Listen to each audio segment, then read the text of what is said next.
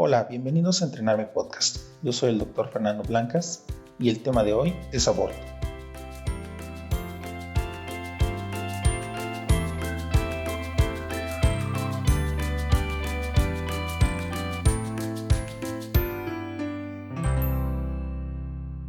Definición: el aborto es la terminación espontánea o provocada de la gestación antes de las 20 semanas de gestación, marcadas desde la fecha de última regla.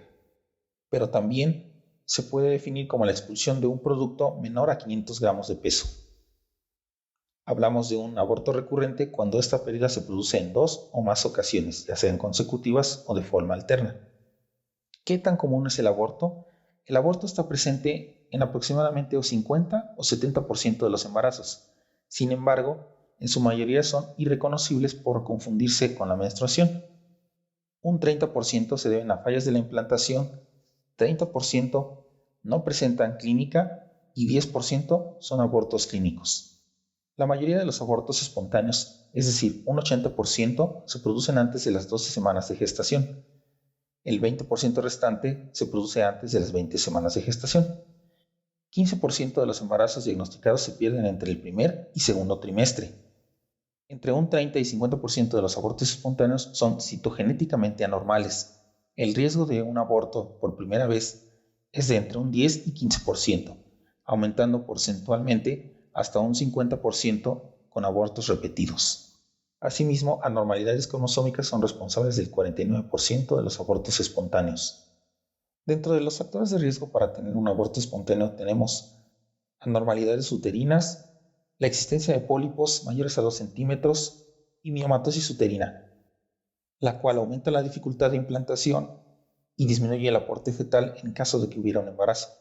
Aumenta el crecimiento y la degradación por citocinas y también crea un efecto de ocupación en el espacio uterino. Todas estas anormalidades deben ser evaluadas por un ginecobstetra, siendo evaluados por ultrasonografía pélvica en abortos recurrentes. También se considera dentro de los factores de riesgo la edad del paciente. Es común que pacientes mayores de 30 años tengan un aumento en el porcentaje de abortos de un 10%. Esto sin mencionar que los abortos aumentan significativamente en edades extremas de la vida para cualquiera de los padres. La diabetes tipo 1 o tipo 2 también representa un factor de riesgo para el aborto, por lo que es indispensable un buen control glucémico en el embarazo. El alcohol también está asociado a abortos tempranos, el tabaco e incluso la cafeína en consumos mayores a 200 miligramos por decilitro, además de drogas como la cocaína. La obesidad y el sobrepeso, con un IMC mayor a 25, también representan un riesgo para el aborto. El estrés, el hipotiroidismo en tratamiento o la actividad sexual en embarazos no complicados no aumentan las tasas de aborto. Para confirmar un aborto espontáneo, el ultrasonido transvaginal puede ser un valor predictivo en el 98% de los casos. Algunos hallazgos pueden llevarnos a pensar en un embarazo indeterminado. Esto es por dos razones. La primera es cuando no se identifican signos de embarazo dentro o fuera del útero o productos de la concepción en una mujer con prueba inmunológica de embarazo positiva. Y dos, cuando hablamos de inviabilidad o de una viabilidad incierta, cuando se observa un saco intrauterino con un diámetro menor a 20 milímetros sin un huevo o feto. También se puede observar un ultrasonido fetal con una longitud cefalocaudal y sin actividad cardíaca. Aún así, para confirmar o descartar la inviabilidad de un producto, se debe repetir el estudio con un intervalo mínimo de una semana.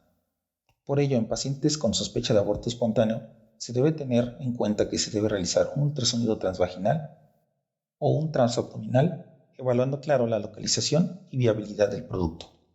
Además del ultrasonido transvaginal, también se necesita una prueba de anticuerpos en orina para detectar gonadotropina coriónica humana con un resultado esperado de 25 unidades por litro.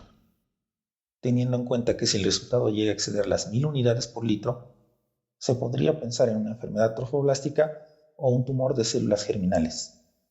Considerando todo esto, niveles bajos de HGC y progesterona más un ultrasonido transvaginal no localizado sugieren la resolución espontánea del embarazo con una sensibilidad y especificidad de 93 al 94%. Se debe descartar el embarazo ectópico en pacientes con diagnóstico de embarazo y un reporte de ultrasonografía transvaginal de útero vacío. El diagnóstico diferencial en el sangrado transvaginal del primer trimestre se establece con anormalidades cervicales como excesiva friabilidad, trauma, pólipos o procesos malignos, embarazo ectópico, sangrado idiopático de un embarazo viable, infección vaginal o cervical, un embarazo molar, aborto espontáneo, hemorragia subcoriónica y trauma vaginal. Por otro lado, pacientes con infecciones con clamidia, Neisseria o vaginosis bacterianas del tracto genital bajo o tratamiento quirúrgico previo incrementan el riesgo de enfermedad inflamatoria pélvica subsecuente y, por tanto, un aborto espontáneo. Como recomendación, se sugiere que antes de practicar un legrado intrauterino se descarte infecciones genitales por estos agentes y se dé tratamiento de ser necesario. Para el tratamiento de aborto espontáneo, podemos hablar del tratamiento farmacológico y del quirúrgico. El tratamiento médico o farmacológico tiene una tasa de mayor éxito en un 70 a 96% cuando se prescribe en aborto incompleto con dosis altas de misoprostol, de 1200 a 1400 picogramos, sin importar realmente si se administra vía oral o vía vaginal. Por ello, el tratamiento médico para el manejo del aborto es considerado como una alternativa aceptable y previa al tratamiento quirúrgico. En embarazos menores de 7 semanas se usa el régimen de mifepristona de 600 miligramos, seguido a las 48 horas con misoprostol vía oral 800 picogramos. Para embarazos mayores de 9 semanas, el régimen de mifepristona se ajusta a 200 miligramos y el misoprostol manteniéndose a 800 picogramos vía vaginal. Dicho régimen se asocia a un decremento de la tasa de continuación de los embarazos, tiempo de expulsión, efectos secundarios, legrado complementario y disminución del costo. También se puede considerar el uso de prostaglandinas vía oral o vía vaginal de acuerdo a las condiciones clínicas del paciente, teniendo en cuenta que el aborto puede resolver en cuestión de horas o días. Los abortos incompletos, diferidos, inevitables y en evolución pueden ser manejados únicamente con prostaglandinas, y aun cuando se han demostrado sus beneficios económicos, la presencia de dolor y sangrado pueden ser un factor negativo ante la aceptación de este tratamiento. Por eso es que se recomienda realizar el tratamiento médico en pacientes que tengan menos de 10 semanas de embarazo, informando claro los efectos adversos del medicamento, como lo son dolor, sangrado transvaginal, náusea, vómito, diarrea y fiebre. Es una contraindicación para el uso de misoprostol la inducción del aborto en pacientes con cesárea previa. Hasta las 9 semanas de embarazo, el tratamiento médico se puede dar sin requerir hospitalización de la mujer. Sin embargo, cuando la interrupción del embarazo es en una paciente con más de 10 semanas de embarazo, se requiere de forma imprescindible que la paciente permanezca en el hospital hasta la expulsión del feto y la placenta. Es importante que todas las pacientes que han recibido tratamiento médico por aborto deben ser citadas a control 24 horas después de la primera dosis de misoprostol y realizar un ultrasonido entre los 7 y 14 días después del inicio del tratamiento para valorar la total evacuación del contenido uterino. Para el tratamiento quirúrgico del aborto espontáneo tenemos el legrado intrauterino, indicado cuando existe sangrado excesivo o persistente, inestabilidad hemodinámica, evidencia de tejido retenido infectado o sospecha de enfermedad trofoblástica gestacional. Existe evidencia a favor de la aspiración endouterina sobre el legrado, sobre todo en casos de aborto incompleto o de aborto diferido, puesto que disminuye el sangrado, el dolor pélvico y el tiempo de duración del procedimiento. Dentro de las complicaciones del legrado se incluyen perforación uterina, lesión cervical, trauma intraabdominal, síndrome de Asherman y hemorragia. Aún así, no hay que olvidar que se debe utilizar solución con oxitocina durante y posterior a la evacuación uterina, ya sea por aspiración o por legrado, ya que se relaciona con una disminución del sangrado posterior a los procedimientos. Hay que considerar las indicaciones para cada técnica quirúrgica, ya sea para aspiración manual endouterina o para el legrado. La aspiración manual está indicada en el tratamiento del aborto de cualquiera de sus variedades, siempre y cuando se tenga una altura uterina menor a 11 centímetros y una dilatación cervical menor o igual a 1 centímetro.